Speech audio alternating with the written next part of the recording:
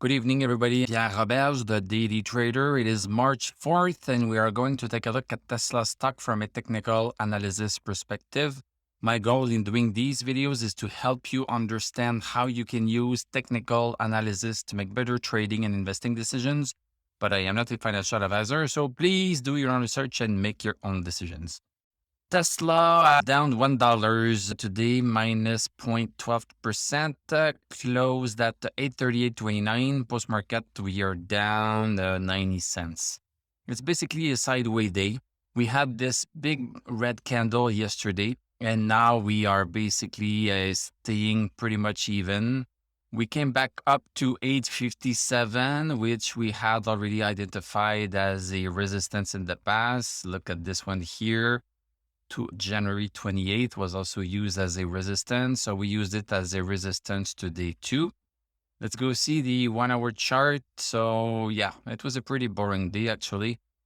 So we opened a little bit higher than where we closed yesterday, went up to our 857, then came back down second hour.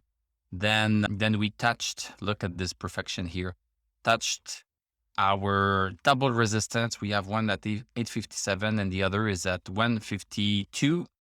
Both, well, this one was not perfect, but this one is perfect right here. Yeah, the stock is losing steam a little bit. The stochastic under 60 at 22 on the 1-hour chart. So steam has been lost. I would not be surprised, as I mentioned yesterday, that we would go down to 813, and maybe we are going to bounce on that because this is the significant support at 813.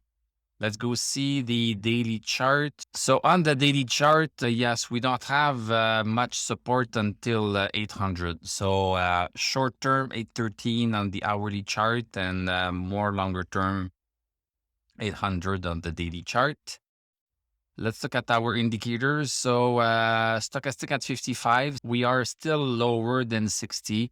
So this should bring us down. This is what stochastic does. If stochastic goes below 60, then the stock is losing steam. If it's over 60, then the steam is really picking up. So because of that, we should be going down, except if there's some news that comes out that's very positive. We have this decreasing channel that we have been following for a long time. We have this smaller channel that we have been in also. If I look at this channel per se, 800 would be an interesting support area. So if we go back to 800 here, then we could be coming back up again. In terms of the indicators, as I mentioned, so stochastic under 60, MACD still crossed over bullish, RSI under 50, and DMI also bearish. Unless we break this resistance right here, and I like that we have this smaller downward channel within this big channel, because this is going to give us a signal a little bit sooner than 940-ish. If the stock turns around. So if the stock turns around, then we might be getting in at 860 something or 850 something, which is better than getting in at 940. But for that, we need to have a break of this resistance right here and stochastic over 60. Let's just wait. Thank you very much for watching. Thank you for liking, commenting, subscribing. You can become a YouTube member if you like what I do. You can click on my TradingView affiliate link.